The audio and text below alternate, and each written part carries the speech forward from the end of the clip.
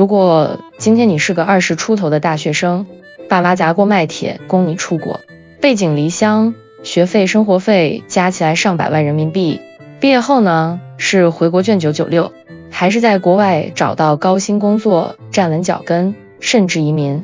我們見過太多例子，有的哥們兒去了歐洲，學費便宜，生活悠閒，但畢業後工作機會少，薪資一般，幾年後灰頭土臉回國。還有的為了移民去了澳洲、加拿大，風景好是好，但科技產業沒那麼猛，上升空間有限。而今天我想說，留學我們只推薦美國，選對地方比什麼排名都重要。為什麼？不是因為情懷，而是赤裸裸的現實。因為只有去美國，才有更好的職業發展，更高的平台，更現實的致富機會。接下來咱們就一條条掰扯清楚。先說最核心的，你花大錢留學圖啥？不就是為了未來更好的工作，更高的收入，更好的生活嗎？世界大学排名年年变，但就業市場可不看那個。斯坦福、MIT、伯克利這些學校牛，是因為他們在美國硅谷，在科技產業的心臟地帶，周圍就是谷歌、蘋果、英偉達、OpenAI 這些巨頭，實習機會多得像不要錢，畢業直接內推。我認識一個清華大學本科直博去美國的哥們兒學 AI 的，畢業後沒回國，直接進了硅谷一家 AI 初創，起薪就20多萬美元，加上股票，1-2年就財務自由了。他跟我說，國內卷得厲害，但在美國真正有本事的機會多到挑不過來。根據美國勞工統計局和各種報告， STEM 專業，尤其是 AI 芯片計算機，在美國平均起薪輕鬆10到15萬美元，經驗豐富後年薪30萬加也是很常見，相比其他國家高出一大截。更重要的是，美國有 OPT 畢業後工作許可， STEM 還能延期到3年，給你充分時間找工作，轉 H1B 甚至綠卡。其他很多國家畢業就得打包走人，所以留學千萬別被世界排名騙了，選美國就是選一個能讓你把知識變現，把努力兌現成真金白銀的舞台。這麼多年過去，美國依然是那盏燈塔，這裡有最好的高等教育，最發達的科技，最富裕的生活。在硅谷、紐約、波士頓，這裡聚集了全球最頂尖的公司， AI、芯片、生物科技、FinTech， 到處是機會。而且美國科技行業薪資全球最高，英偉達這種公司普通工程師年薪輕鬆20萬刀起，頂尖人才100萬刀都不稀奇。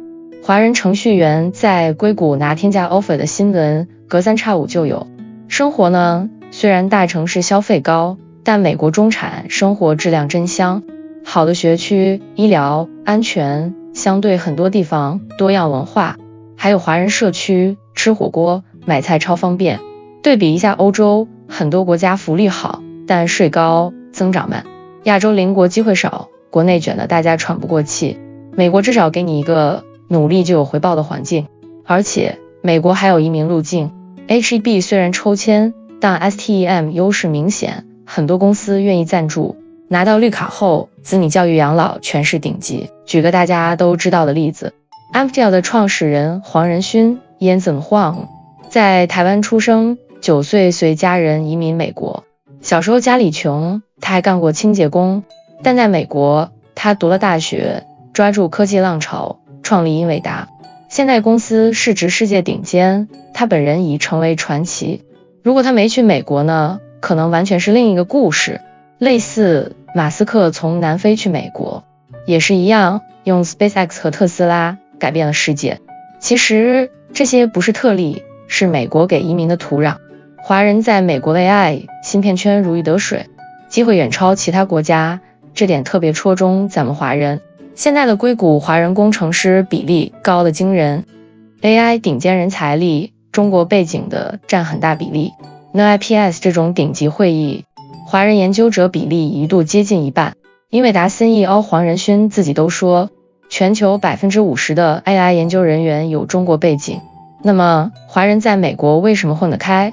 首先是語言和文化適應，很多2代 ABC 或者留學後融入的一樣能拿高位。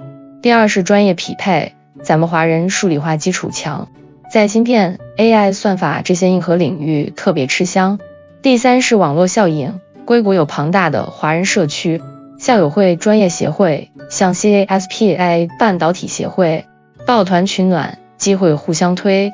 在美國，有不少清華、北大背景的工程師，畢業進谷歌、Meta、蘋果，幾年就做到 Senior 或 Manager， 有的跳槽拿100萬年薪包。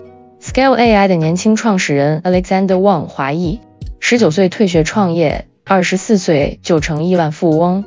在美國，創業也容易，美國風險投資多，華人創辦的科技公司數不勝數。相比其他國家，美國的資本市場、法律環境、人才池都是創業天堂。我們有一個朋友，30歲出頭，在國內互聯網捲了幾年，去了美國讀碩，現在在芯片公司，年薪30萬加美元，房子車子都有，生活穩定，還在考慮申請EB5或找公司贊助綠卡。他說回中國的話，可能還在加班到禿頭，而在美國至少能看到天花板在哪，能拼，有數據支撐。在美國，新移民創辦的獨角獸公司占比超 50%， 亞裔尤其是華人貢獻巨大，尤其是科技行業，華人高管越來越多。例如英特爾、AMD、英偉達都有華人血統領導者。至於其他國家，機會零星，產業沒這麼集中，薪資和平台差遠了。